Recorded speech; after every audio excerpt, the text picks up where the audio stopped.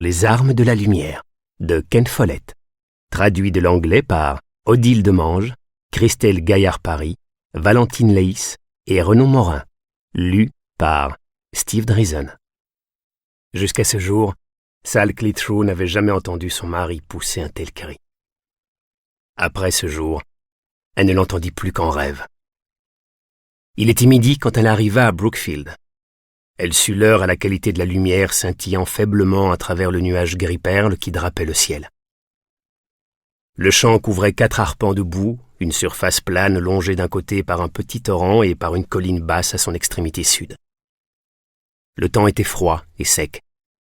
Mais il avait plu pendant toute une semaine et la terre détrempée collait à ses souliers faits maison, cherchant à les lui arracher des pieds tandis qu'elle traversait les flaques à grand-peine au milieu de gerbes d'eau. Heureusement, c'était une grande femme robuste et elle était endurante. 4 hommes étaient occupés à la récolte hivernale de navets. Courbés, ils arrachaient et empilaient les racines brunes bosselées dans de larges paniers plats qu'on appelait des banneaux. Quand l'un d'eux avait rempli son banneau, il le portait au pied de la colline où il renversait les navets dans un solide tombereau de chêne à 4 roues. Ils avaient presque fini, constata Sal, car il n'y avait déjà plus de navets à cette extrémité du champ. Les hommes travaillaient désormais près de la colline. Ils étaient tous vêtus à l'identique. Chemises sans col, culottes tissées à la main et cousues par leurs femmes, surmontées de gilets de récupération souvent jetés au rebut par des riches. C'était une pièce de vêtements inusable. Sal se rappelait l'élégant gilet croisé à rayures rouges et brunes de son père, orné d'un galon au ourlet abandonné par quelques citadins raffinés. Elle ne l'avait jamais vu porter autre chose, et on l'avait enterré avec. Les hommes étaient chaussés de souliers éculés, inlassablement rafistolés. Tous étaient coiffés d'un chapeau et chacun était différent. Une casquette en peau de lapin, un grand chapeau de paille à large bord, une toque de feutre et un tricorne qui avait peut-être appartenu à un officier de marine. Sal reconnut la casquette en peau de lapin. C'était celle de son mari, Harry. Elle l'avait fabriquée elle-même après avoir piégé l'animal, l'avoir tué d'un coup de pierre, dépecé et mis à la marmite avec un oignon.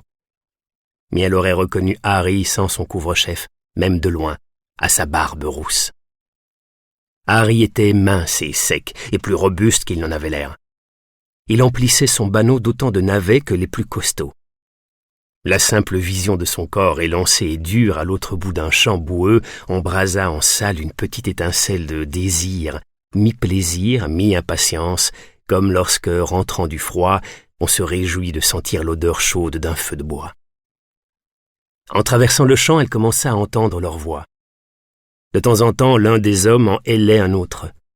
Suivait un bref échange qui s'achevait par un éclat de rire. Elle ne comprenait pas ce qu'ils disaient, mais devinait aisément la nature de leurs propos.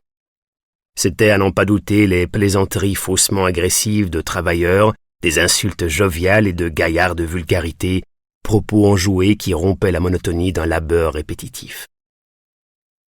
Un 5e homme les observait, debout à côté du tombereau, une courte cravache à la main.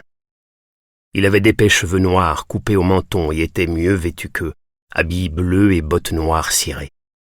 Il s'appelait Will Riddick. Il avait 30 ans et c'était le fils aîné du châtelain de Batford. Le champ appartenait à son père, ainsi que le cheval et le tombereau. Will avait l'air de mauvaise humeur et Sal n'avait pas de mal à deviner pourquoi. Surveiller la récolte des navets n'était pas son travail et il jugeait cela dégradant. Mais le régisseur de son père était tombé malade et Will avait été appelé pour le remplacer, ce qu'il faisait à contre-cœur.